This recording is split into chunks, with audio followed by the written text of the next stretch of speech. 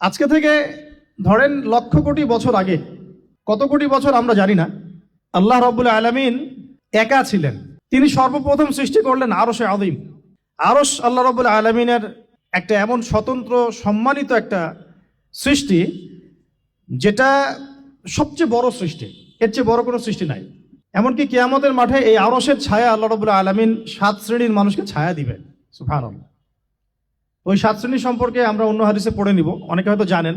সেখানে ন্যায়পরায়ণ শাসক থাকবেন, তারপরে যুবক থাকবেন, যুবক শ্রেণী যারা যৌবনকালটা আল্লাহর ইবাদতে কাটিয়ে দিয়েছে। সুবহানাল্লাহ। যে নারী একজন যুবককে আহ্বান করেছে খারাপ কাজের জন্য, কিন্তু যুবক বলেছে যে আমি রাজি না, আমি আল্লাহকে ভয় করি, সেই যুবকও আরশের ছায়া পাবে ইনশাআল্লাহ।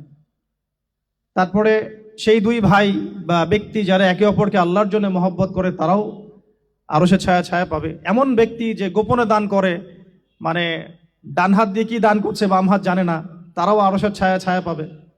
এমন ব্যক্তি যে অন্ধকারে বা একাকী আল্লাহ পাককে স্মরণ করে এবং চোখ দিয়ে দরদর করে পানি পড়তে থাকে, এই ব্যক্তিও আরশের ছায়া পাবে। এরকম প্রায় 7 শ্রেণীর মানুষ আরশের ছায়া পাবে। আরশ সৃষ্টি করার পরে আরশটা ছিল পানির উপরে। কোথায় ছিল? পানির উপরে। সূরা হুদের মধ্যে আছে। আমি শুধু রেফারেন্সগুলো আপনাদেরকে সূরাগুলো বলে দিব, বাসায় গিয়ে আপনারা পড়বেন। প্রত্যেকটা আয়াত কিন্তু এখানে ধরে ধরে বলার সময় নাই আর কি আমার কাছে।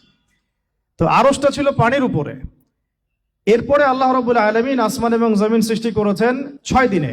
পুরো মহাবিশ্ব আল্লাহ রাব্বুল আলামিন সৃষ্টি করেছেন কত দিনে? 6 দিনে। ফি সিত্তাতি আইয়াম, 6 দিনে।